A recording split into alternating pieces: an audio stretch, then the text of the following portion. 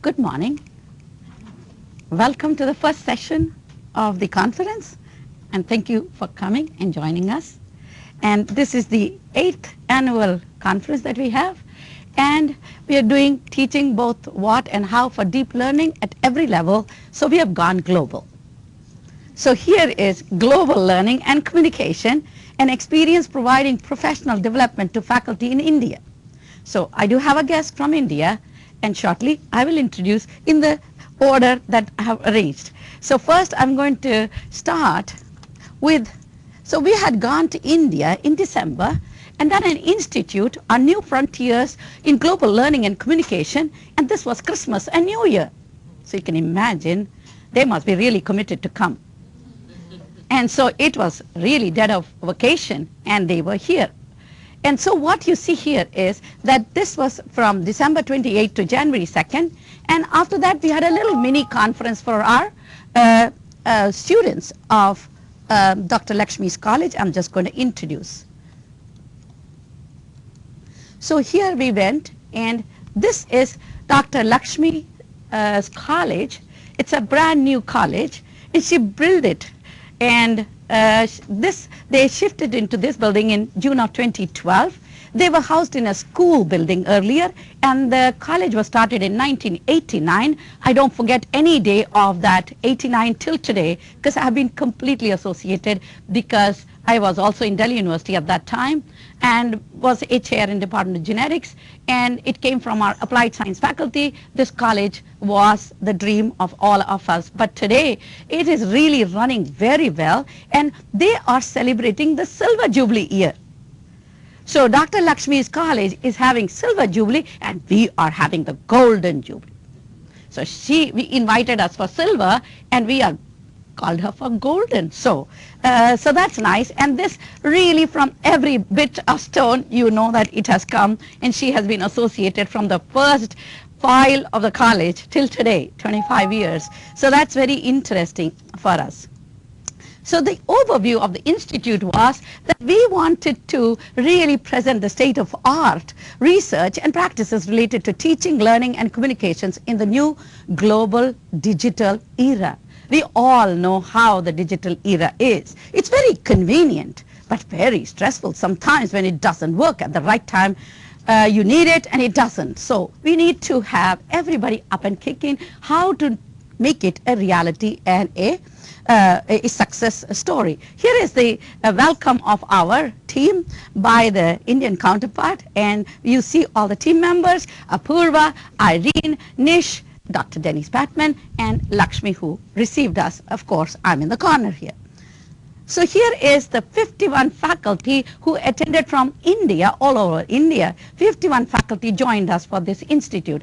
Plus we have 6 more who were part of our organizing committee. So technically it's 57, but we kept the organizing committee with us. So they were running the show, and they were helping us to organize everything. But this is the 51, and they came from 14 different universities and 20 institutions.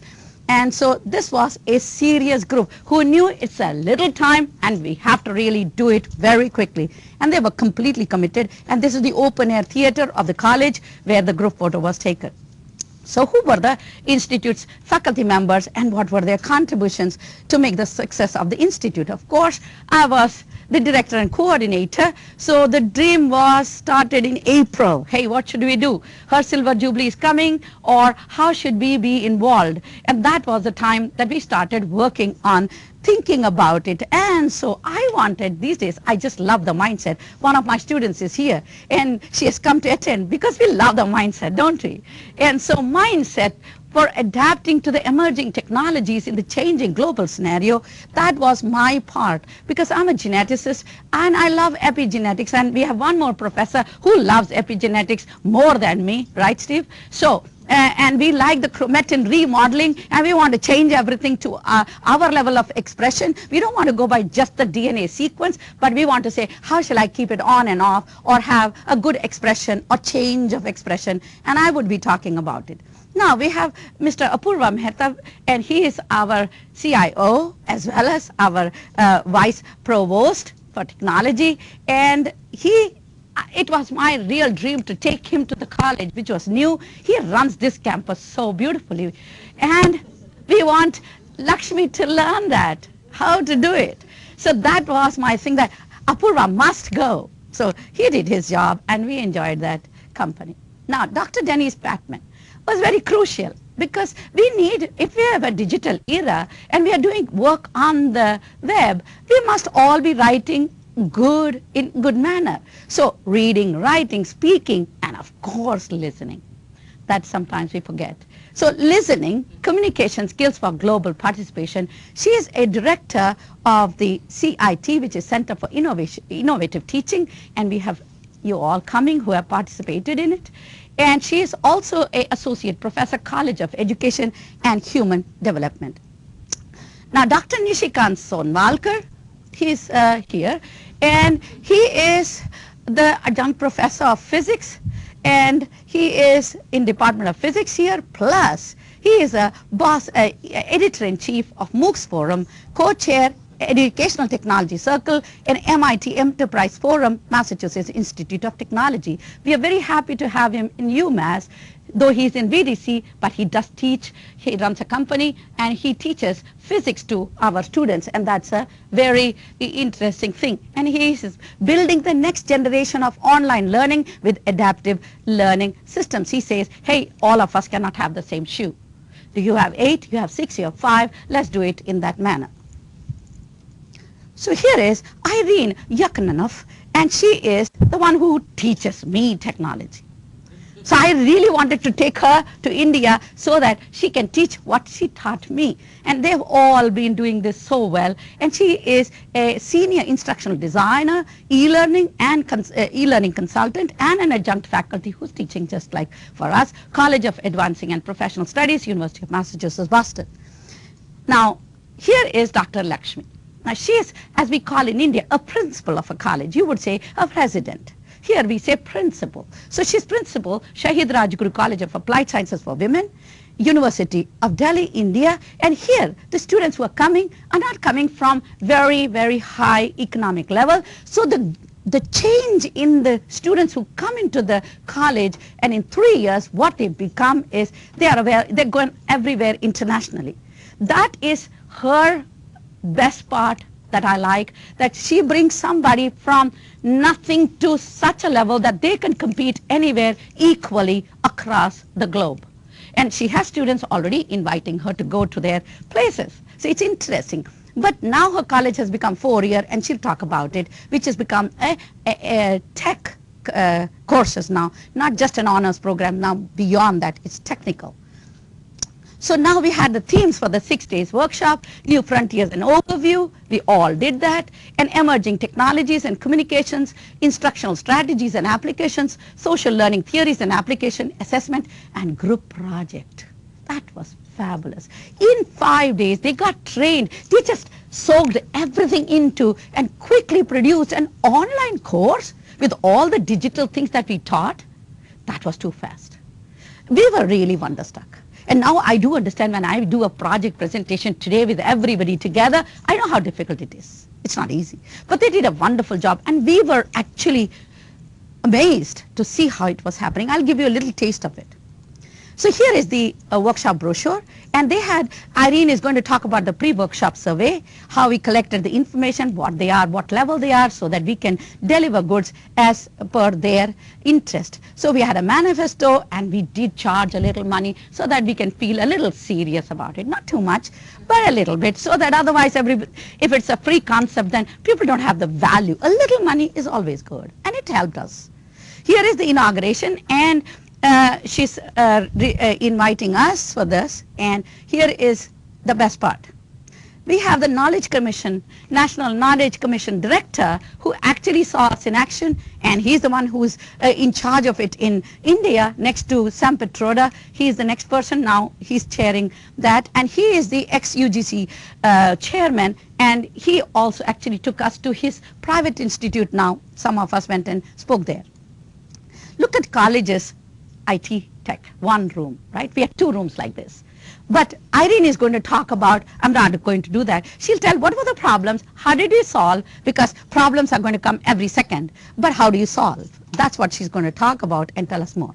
Here is my session, and I wanted to do about mindset and adapting to the emerging technologies. Now, what we wanted to do was give them a new mindset to catch on to the IT, so that everybody is on the same page, so that they can globally talk. And then the concept of the brain, epigenetics, creativity, neuroplasticity, all this is today very plastic.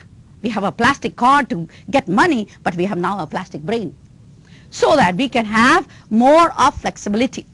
So here this eye clickers, we did small animations they wanted to learn out of the course. We had nothing on it, but they said lunchtime, give us this. We need to make animations, teach us. So I did sit with them, and use of eye clickers was very fascinating. So here was the Indian faculty members attending this institute who had no background to online teaching, or they had not really used the e-learning tools to that much, because they're doing face-to-face teaching, and you have a set syllabus provided by the university, and then what you do is you follow that. So the freedom is a little less, but we gave them the opportunity now to have course sites free for them, LMS that they can use, or other sources for making videos and all, which Irene will be talking about. And in that short little time, they picked up so much. I am sure Lakshmi fed us very well, so that we could survive all that. Coffee, tea, food, lunch, everything was there. So this is a personalized approach that we want to do, sit with them and teach them. All these are faculty from all over the country, and they're all PhDs. So they are, this is the time they want to do outside the workshop time, lunchtime, give me this. This shows their keenness to learn. My office, our concept is very unique in UMass Boston. And it came from India, Indian thought of doing oral tradition. I was digitizing, and I took it back home to tell, and now some of the teachers are already using office hours to train the students in a very personalized way. Now this is the assessment, though we did it a little late. This is post workshop evaluation, and this is mine.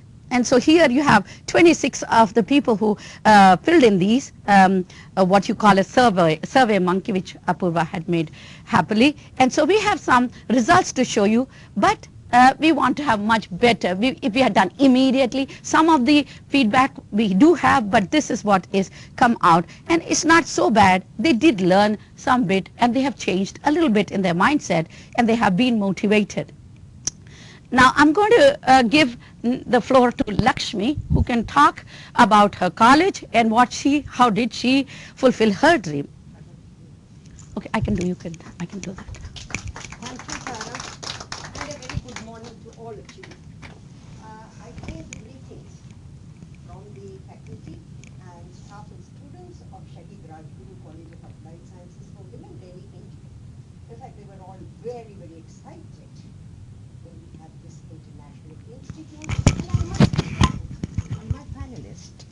And first of all, I must say, Mr. Apurva Mehta, Denise Patmon, Nishikant, Sonwalkar, Irene, and of course, Thara Ashok, who helped me to organize, and today I'm standing before you because they wanted me to be with them when they made a presentation.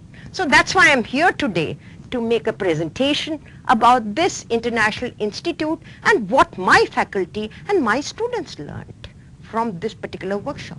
And this was the first international conference which we did, as Tara told you, on the Silver Jubilee, in the Silver Jubilee year. Now, before I go into the international workshop, I thought I'll briefly tell you about the college. We started it in the year 1989, and the Delhi University wanted that the girls who come from the lower strata, that means from the grassroots level, they are able to become economically independent and thus empowered, and that too through applied sciences.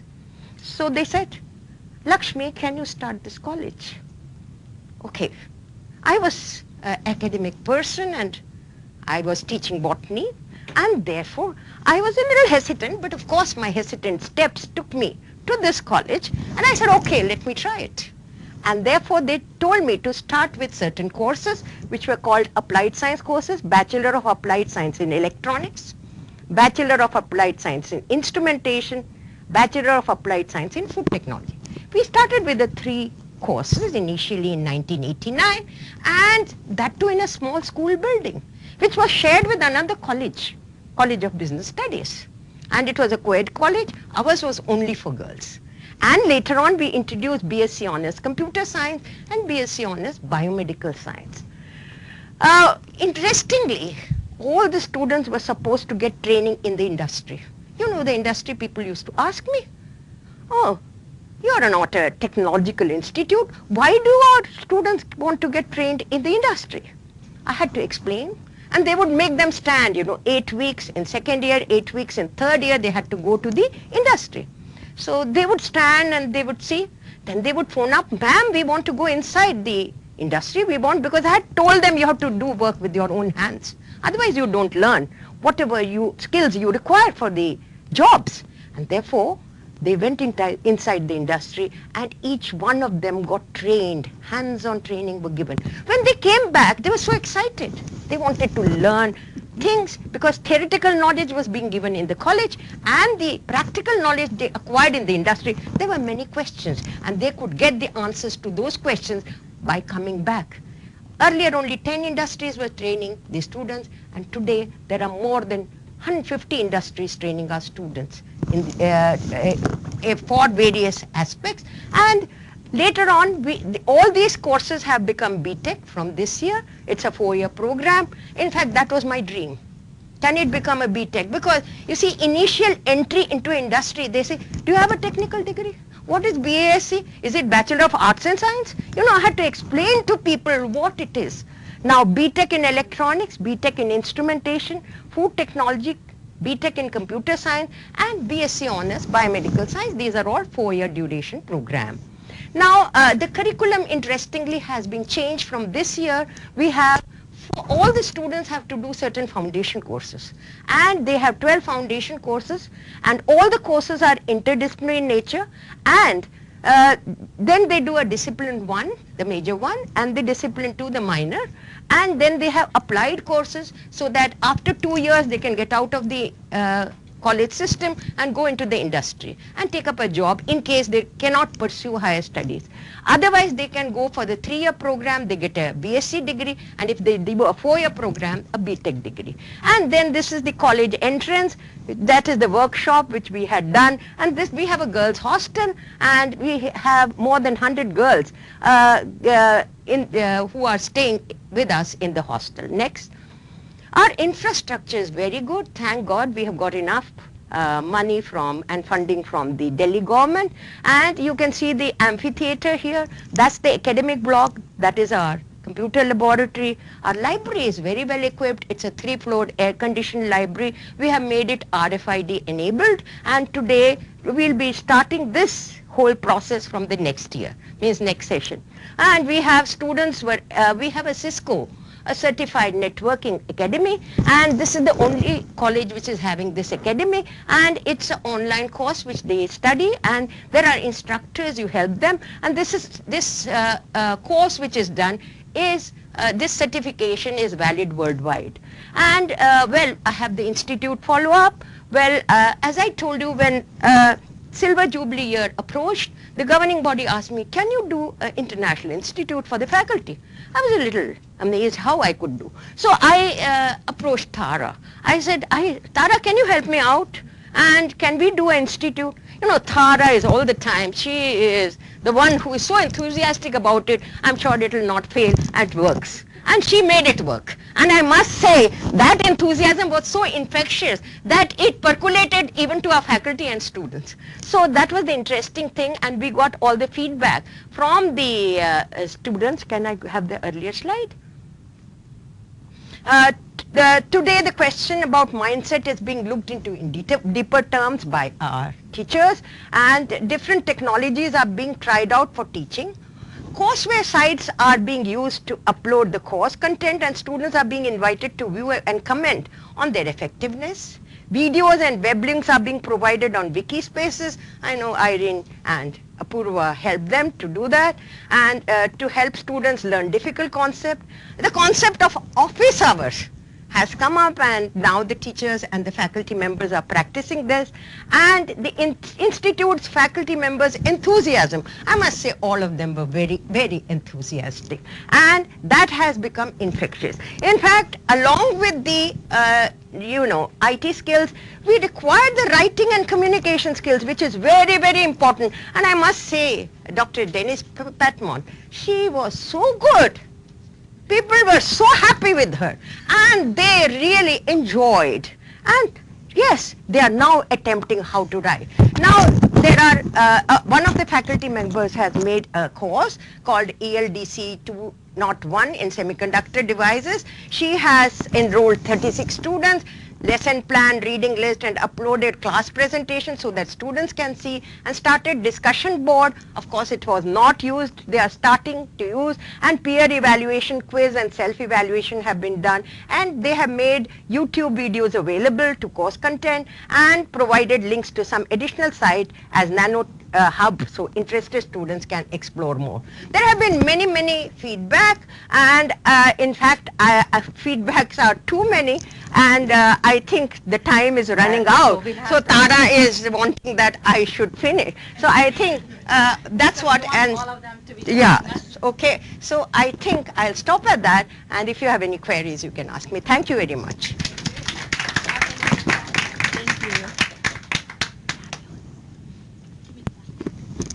Where is the mic? So about a year ago, April 2013, I recall that one of our earliest meetings about this plan took place right here. And I didn't know what I was doing or getting myself involved in. And but I trusted Tara. I had lived in Asia for 4 years with my husband in Japan. I am very, very committed to global outreach and global education. And I think that I might have something to share in thinking about the teaching of writing. And so off I went. With Tara's lead. I must admit, though, that it was the day after Christmas, and so my family was not that thrilled that Mom was leaving, but they trusted the Ashok, the Devi family, and my colleagues with whom we had almost lived together for a year in planning this. So, first of all, I wanted to just give you a sort of connection with what motivated me to do this, and that is my interest in deepening teaching and learning. And I think that certainly Judy Goldman gave you a sense of the deliberations that we on the organizing committee for this conference considered in coming up with a theme. But last year, I was really interested in thinking about and learning from my colleagues in India at Shaheed Rajguru College, just how they teach, what is the curriculum, how do they deepen teaching and learning. So that was, and looking at deliberate writing activities that might help one deepen the content knowledge. And so we know that there are hot topics here in the United States, and I was very, very pleased to see that they were just as hot in India. And so I tried to establish, and I think each one of us did, professional learning communities amongst these very brilliant faculty who were very committed to working with, I mean, all women, mostly women for whom education really makes a difference in their future and the lives of their families. I was really, really humbled and very, very honored to be a part of making such a difference. So my purpose is here to have faculty consider, John, how to use reading and writing to deepen their content knowledge. And yeah, I knew you would. That's why I referenced you. And the second bullet point that I reflected on was that I wanted to have people have a little moment. I mean, remember, we had a full day, and only part of the day could I meet with faculty. So like an hour and a half at most, but that we could look at the research in teaching writing in English. Think about how that research and how practice applies to students for whom English is not their first language. Investigate the elements of teaching writing, question and investigate their own instructional practices given this sort of foundation. Please, thank you. So I had for each day module foci. First was for us to establish and get to know each other, values and identities. I asked questions in a closed sort of writing exercise, who influenced you? Where did you grow up? Tell me about your family. And people started with maybe one or two sentences that turned into paragraphs that turned into very, very compelling pieces, which I will end with. I wanted to bring the voices of some of the wonderful faculty in Dr. Lakshmi's college into our session today. We looked at writing and reading in 21st century platforms, and I have to thank Irene very much for a lot of her expertise in connecting that. We looked at writing and communication across the disciplines. What really surprised me that I sort of stuck in, but people really seem to be attracted to, was looking at rhetorical patterns for argument. In the different disciplines. I had a lot of real mileage with that. And then assessment. So we did experiential learning, we did participatory, process-oriented strategies, and a couple of the, I think, highlighted activities that people really walked away with and that I saw in the evaluations were that writing and thinking connections were made. Writing to think, thinking to learn, writing to learn. Examining the types of writing assignments that people had in their syllabi and then having conversations about that. And exploring the domains of writing and again, the rhetorical strategies. Now, I forgot to bring this today because I'm wearing so many hats, but this book, the Gottschalk and Hochschild book, is absolutely fantastic. If you've not seen it, it's written precisely for college professors, and it's accessible. And Lakshmi was brilliant in being able to find money to give a copy of this book to each one of the faculty who participated. That was a major, major takeaway. The company submitted. And then, of course, the recommended text, I'm sure many of you know, Diana Hacker and Nancy Summers, it didn't matter, but that's one that I use, a writer's reference. So I'd like to just leave you with a couple of the voices from faculty of what they wrote that well, we're still working on our compendium. You know how it is for academics to get home and find space to write. I'm still waiting. But we will have an article to include some of these voices. But this is from Daya Bardwaj. I'm sorry for the enunciation, but here's a little snippet of what she has written. What you eat has a direct effect on your personality and your thought process. Here I would like to make it clear that I am not against any type of food or eating habits, but in Hindu mythology, there are some foods like meat, alcohol, onion, garlic, which are known as tamsi, which means increasing the fire elements of your body. Fire is a symbol of heat, which means aggressiveness, disturbing thoughts, and many more. But as we cannot live without fire, We cannot live without these fire elements also. In Indian medicine system, all these Tamsi foods are taken as medicine, very small quantities. If you start taking them in bulk, they will lose their medicinal property as your body becomes adaptive for them. In conclusion, if your life is simple, your mind is free to explore, and that is the key for success through foods.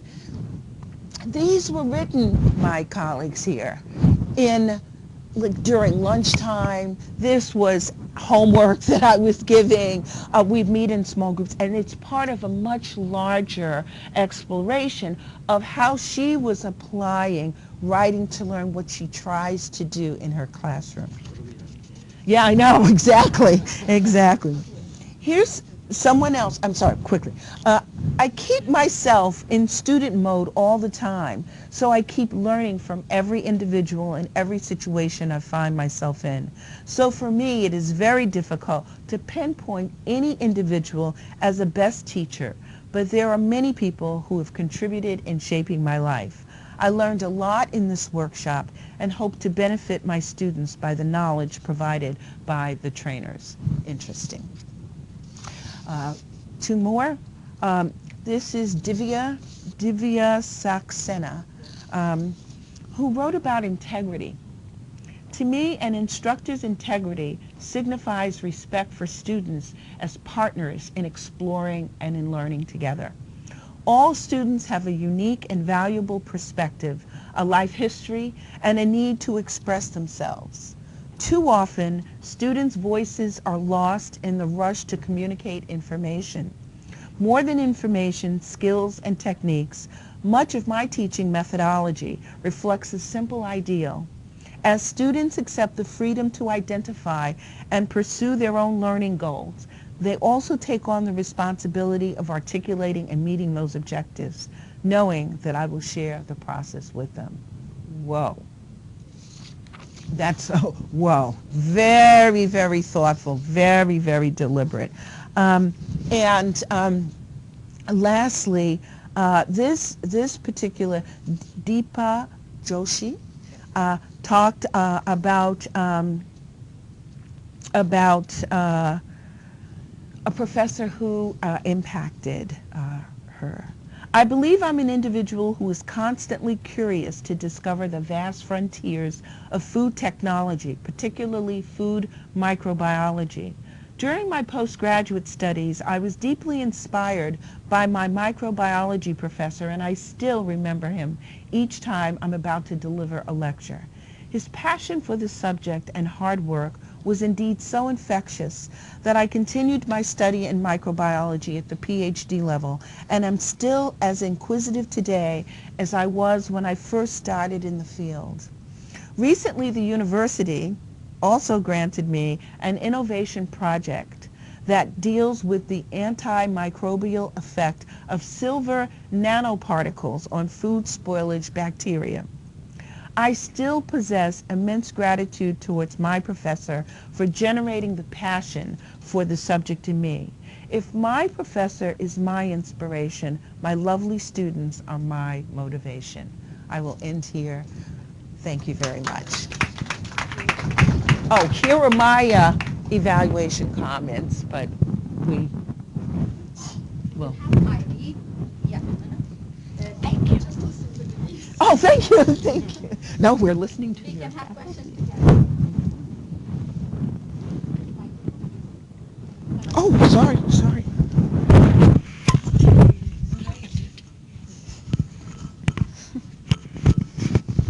Thank you.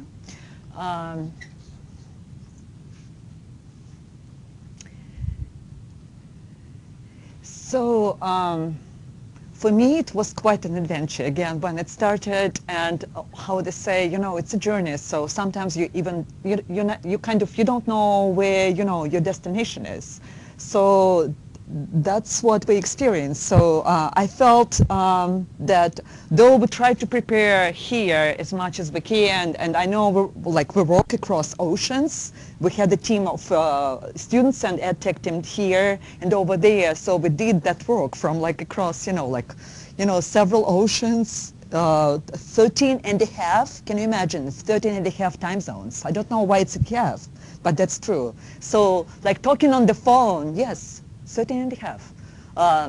Talking on the phone, it's almost impossible with 13 and a half, hours apart. I know Tara tried to connect with Dr. Lakshmi, and it was always like in the middle of the night, or yeah.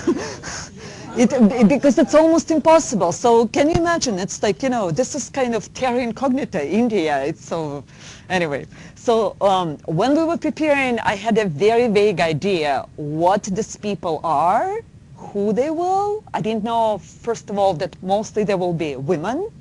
I didn't know anything about India. I just trusted Tara that, she knows what she's doing, and the rest of our delegation. So the only thing that I was asking Tara, you have to understand, like, whatever we'll be doing there, for Denise and for myself and for Nish, we all teach everything that we do. It's in the cloud.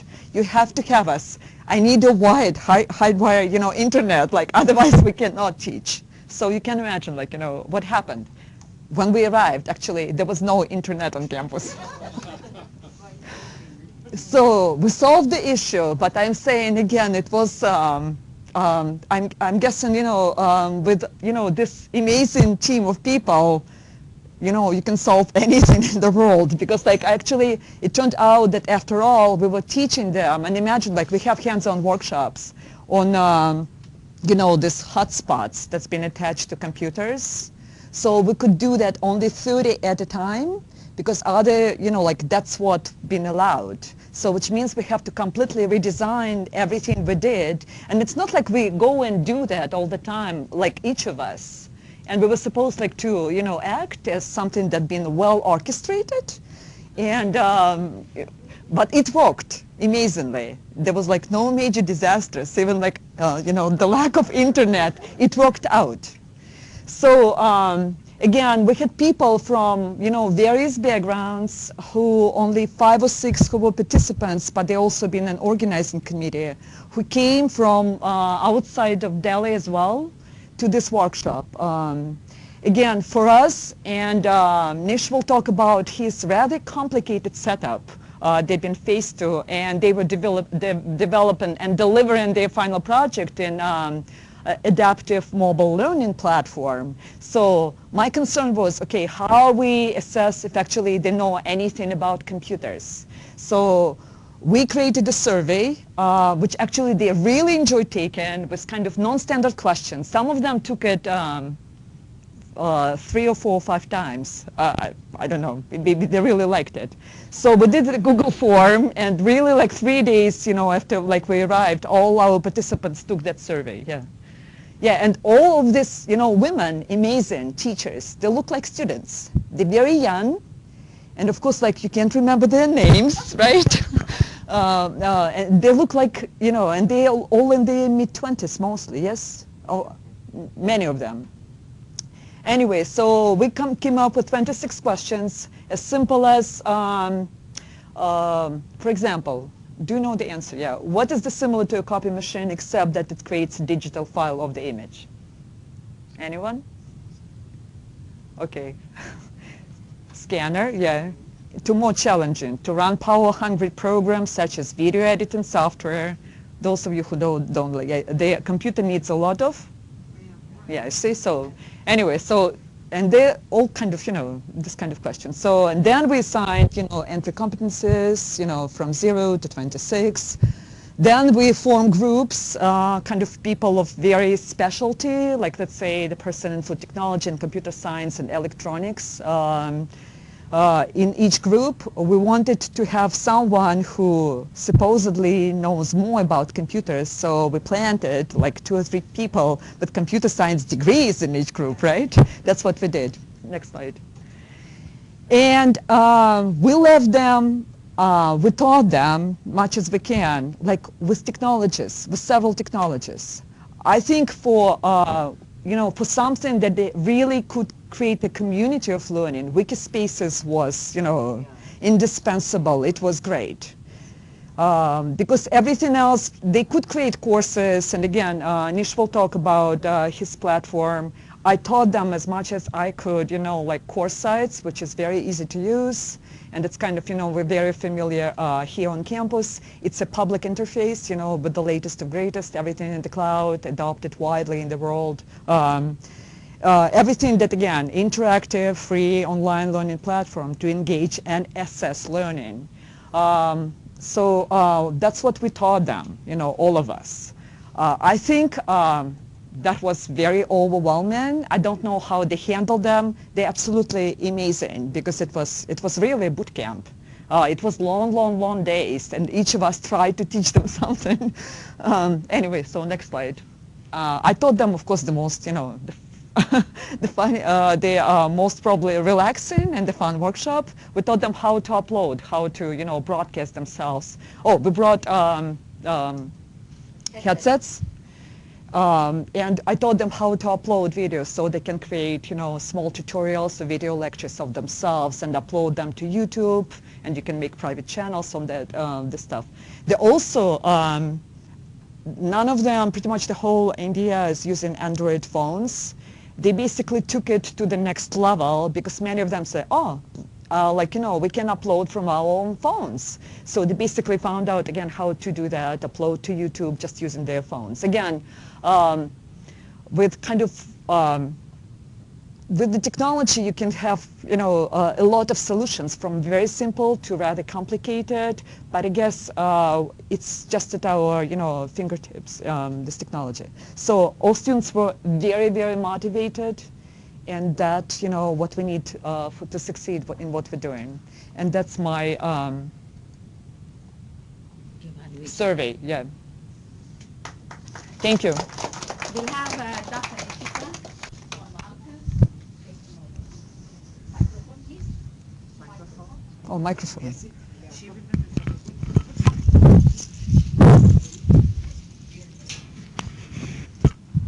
Hello.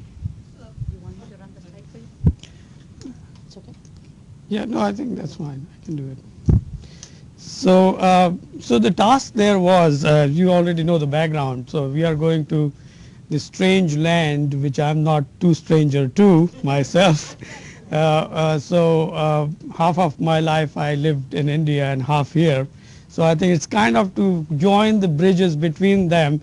But the important issue there was that these were all young faculty, as we said, and they are, we wanted to open their horizon in terms of what is possible and in terms of the new frontiers in communication and learning. So our idea was there, okay, we are going to give you a task in 5 days, this workshop, and at the end you have to create a course. And that's non-trivial task, as you know, from the beginning to the end. So we looked at, number one is to provide them this idea about adaptive learning as well as adaptive blended learning. We all know that everyone learns differently, but we also come to know from our research that they also learn different content differently. So it's not always that you can do a psychometric analysis and say you are an extroverted person, so you will learn in an inductive way or deductive way. So we kind of first wanted to give them a framework that you can work with, and our goal was to make sure that they understand different ideas about online education and how they can use that in classroom in a blended environment in order to enhance the possibility of the student to learn more, because we now provide multiple ways of learning pathways.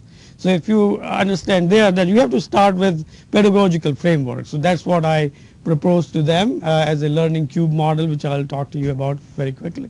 And then we said, okay, with the pedagogical framework where you have multimedia, learning modalities, different kinds of interactivities and social construction, if we can then get into what is the objective of the course. So you have to define that, and then you have to deliver concept map. So what concept a student have to master in order to meet the learning objectives. So we came up with the idea that we have to, and also I gave them exercise that you have to choose a subject matter of your choice. And for doing that, we have almost about 60 or 52 of them. So we created 10 groups of 6. Not all of them were 6, but so this group had to work together, identify a subject matter, come up with the learning objective, and then at least create one or two concepts in 3 different learning strategies, and I'll talk about learning strategies, and the assessment. And all of them have to do with Denise telling them how to write English. So it was a phenomenal engagement process that they really had to engage. So this is the pedagogical framework. We said you can teach a subject matter just like you do instructor-led teaching. But if you are going to use adaptive learning with the conjunction with your classroom, then you can take content and present in different learning strategies. And what I mean by learning strategies are different kinds of motivations for learning. So apprentice learners are those who learn step by step. So you have to give them procedural step-by-step way of presenting content. Second one, incidental. Incidental are those who say, why am I learning this? So they say, okay, so this mathematical equation or genetics, why am I learning? Where am I going to use? So we give them real life scenarios. So this is scenario-based learning.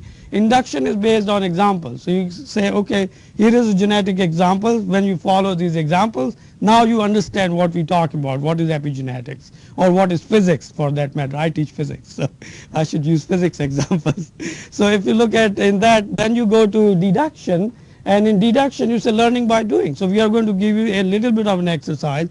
Then you have to do certain things on your own. Then check yourself whether you got it or not. So now you have to take the content and present it in induction and deductive learning strategy. And discovery are the people who say, don't tell me anything.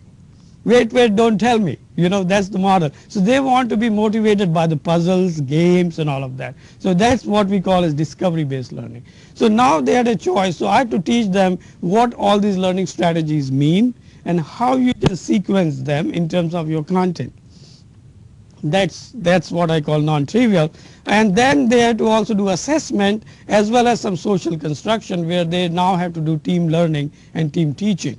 So this is where very good experience for them to work as a group and understand how they can create that. And so the model, the way it works for adaptive mobile learning platform that I created at MIT as part of my research, and later on it is now being deployed through the company Synaptic Global Learning. So what we are looking here is that those 5 different learning strategies can be put in. So you have to create a learning strategies test saying that how do you think you learn? Once they do learning strategies, then we put them in one of the 5 learning strategies. Whether let's say if you are a case study learner, then you are given a particular learning task. You have to finish that task, and then you are given formative assessment. If the formative assessment says that you have not reached the goal, then we rotate you again to another one. So now you are going to go to example based, do the learning task again, revise that, and take the formative assessment again. And so you iterate through these learning cycles until you get 100% competency. So now what we provided is that a way that you can improve yourself in the real time with the real time feedback given by the system. At the same time, now you can identify what is your learning strategy. And what we find in surveys that most of the students who give initial survey that this is how they learn, they are absolutely wrong. They do not know how they learn. So what we do is that with statistical evidence we say, no, this is the way you really learn for the subject matter. And that's where the data comes that not only students learn differently, but they learn different content differently. So I go from history to mathematics, you may be completely different learner. And that is where most of the adaptive learning systems have earlier failed, because they would do psychometric analysis, try to figure you out and say, I figured you out, now this is how you learn. No, it doesn't work. Human beings cannot be figured out. We are very complex entities. The equations can behave, but human beings do not behave. And that's why we can't put them in a straitjacket. So now when we use this model, then we say, okay, how do we do this? So we had lots of these sessions. So this is the day 1. Everyone was glazed eyes, and they come coffee, lot of coffee and lot of food, and they say, what are these strange people from United States talking? And now they say, well, okay, it starts making sense. So now we put them on their own computers with the limited bandwidth. So we have to, as we said, 30 and 30. And they are chomping on the bits, and they are going on and on. But they were quite enthusiastic. So they would take the challenge, and they would work during the lab hours and also after the lab hours. they would hang out and just work on it and work on it. And most of them were predominantly young women. And so I think their groups, when they formed, it was very interesting to see how collegially they were working. They were really working together to achieve the goal of creating the course that they have to do. So now if you go to the last day where they have to present it. So here is a course on diabetes management. So this is a small group of 6 of faculty. They had to come up with the concept. So they had to literally create a course and present it to us. So the panel was looking at the course. So they had learned about English writing. They learned about different concepts, learn about the how they will put it all together with multimedia. And once they put it all there, so video, audio, animation, simulations, and what we were surprised that after what Irene taught them, they were using their cell phones to interview and put the interviews on. Now this was real live interaction going on, and they were on the faces and they're looking at that, and so this became quite interactive. And what we were impressed with is that the 10 groups, all of them presented a course, and their courses looked rather very well. Although it was a limited content, but I think we opened up an entire horizon for them by providing the tools and technologies and techniques that now they can really do different kinds of course creation and use that in the classroom. But another point what happened, and I got a lot of emails from the teachers saying that it's not just the technology, but when you talk about 5 different ways of learning and teaching, now it has given us a framework in the classroom itself. So this was a pedagogical, I would say, enhancement for their thinking of about one size fits all does not work.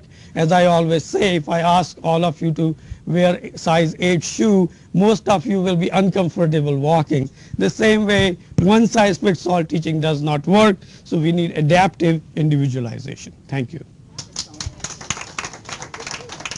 Mr. Apurva, Mehta. These are your pictures, but Oh, these are my pictures. words that you had written. So I won't take. Little video also we have if you want. 1 little 5 minutes, 5 seconds you can show. Just later after you do. So this is yours. So I'm here to wrap up the session. As you can see, all the action really takes place out here. I did very little sort of teaching any new technologies. I was sort of more talking about the things that we do here at UMass Boston, introducing some of the tools that we have, introducing some of the ways that the different teams work here, especially the instructional support team, and the fine work that they've been doing.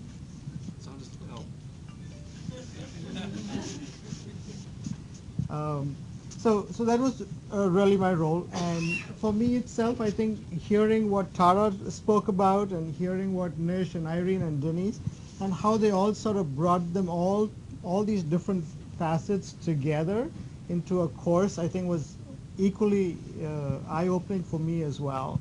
I never sort of thought what how the brain functions and the adaptability there can change the way you learn. I never knew or was so really exposed to the importance of English writing in your course. I think that was really eye-opening for me. Coming more from a technology side, I think I was just looking at it only as a technology. We think about wikis and blogs and Blackboard and things that way. So this was really eye-opening for me as well. The one thing that I did sort of learn or experience there is that because cost is a very big issue, they all wanted to see open source applications that were free. So we talked a lot about Moodle. How could we get them up and running using Moodle? How could we get them up and running in wiki spaces and blogs?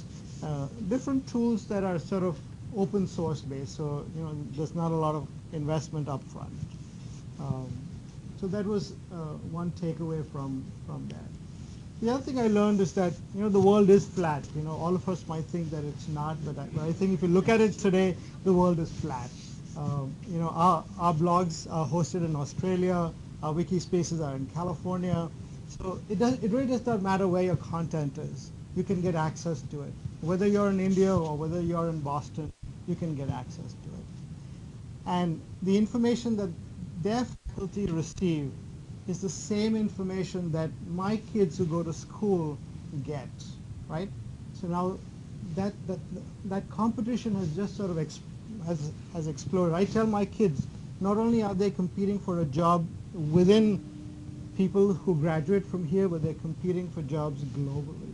Because there's nothing stopping an employer to recruit someone from another country because they have the same skill sets, they have the same access to the same information. So really the world is now flat.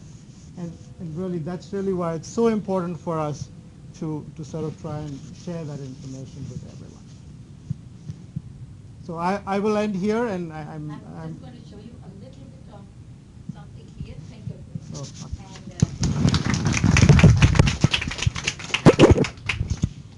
This is a little video clip to just get you to feel them. Okay. In action. Then liquid. For individual students, master our subject and course content, make an alien subject interesting, super motivation. One more. Because for evaluation. Rekha. 10 minutes. And you have to give 2 minutes warning.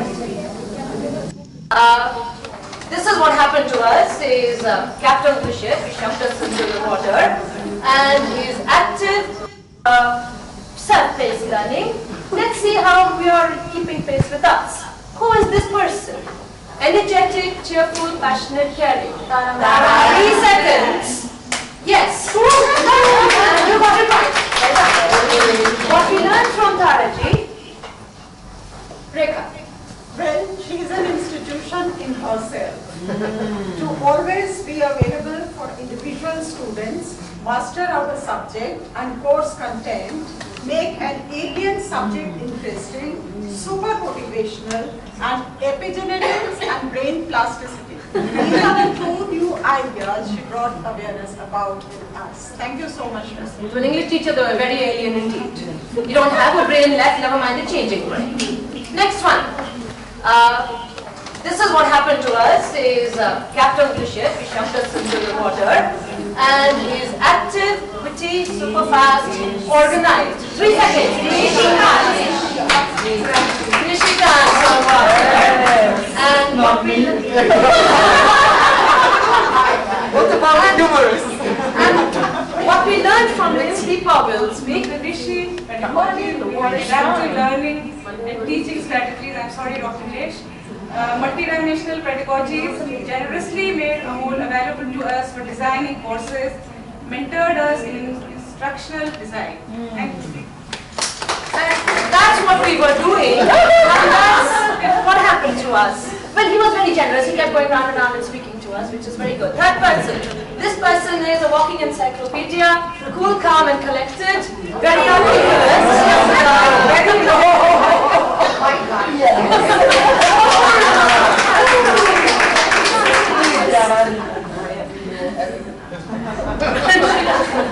Yeah, we learned a lot from him, just to mention a few.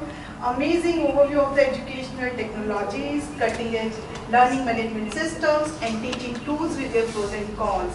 Budgets and finance concerned with options of how to select on learning management systems or learning. Okay, yeah, we'll stop. So please, anybody who wants to have a question with any of us, please.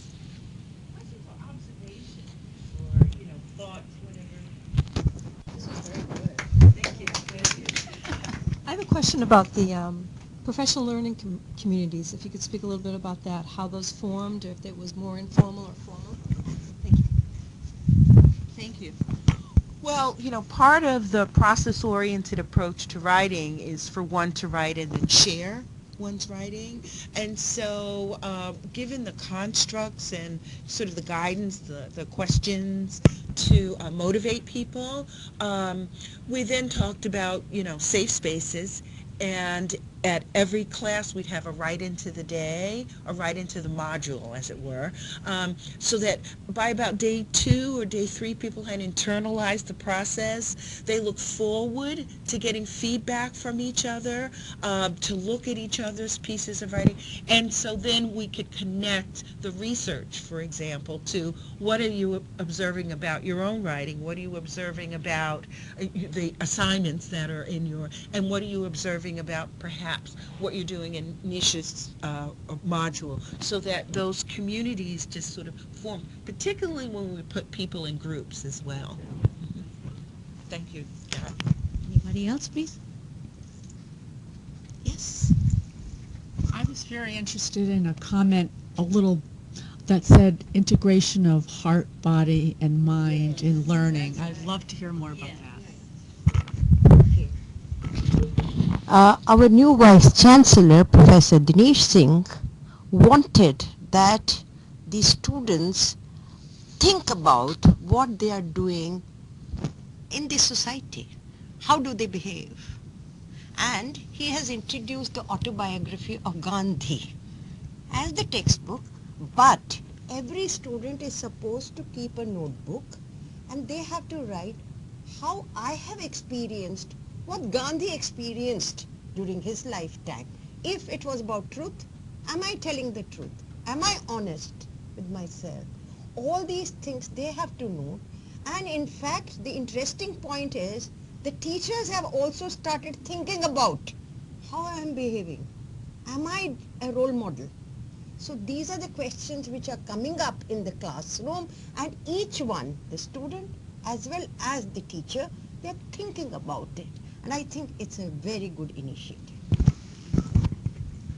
Yes, I'll come to you. I wanted to ask Nish about something he said about the basic importance of writing as opposed to things simply being a matter of technology, and ask if he could expand on that somewhat. So what happens is that in the online medium, the space is limited, and there are more constraints than if you were writing a long essay. So it becomes very important that your writing is very succinct and your point can get across in a limited model. And also you have to think about writing that goes with the multimedia. So you have to exploit all these other genres like video, audio, animation, and simulation. So the writing has to be really focused on what you're trying to get across in your course. And I think if it is not thought of, especially what you're trying to express, it could be just jumble of multimedia and you don't get your point across. I would only add the cultural dynamic and the way in which in this flat world, the way in which I deliberately send a missive to you, John, that you receive electronically, void of my cultural context in India. So really thinking about all of that in writing and not simply the technological aspect.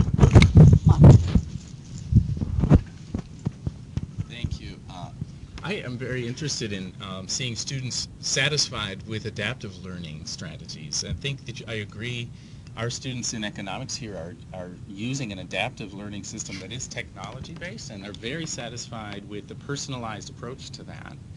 So I had a question for you, Nish, about the advantages for assessing students who are at different stages in their exploration as learners, since this is, meeting them where they're at the level that's best for them and the method or learning model that's best for each individual student.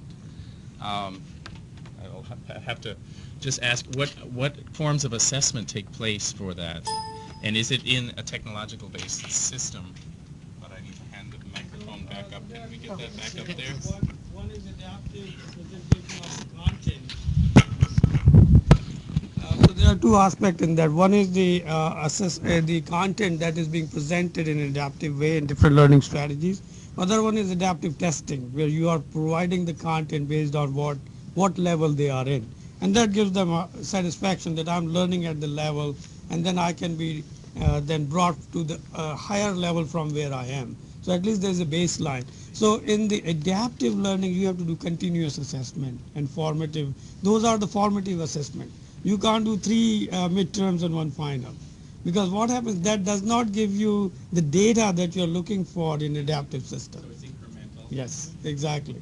And I think that works best. And in a way, what I'm proposing is that if you are doing continuous assessment, there may not be a need of very high stakes exam, which really students do not do well because of the anxiety issues, not because they do not know subject matter. So if you do continuous assessment, I think it's a better way we can understand how students are learning from us.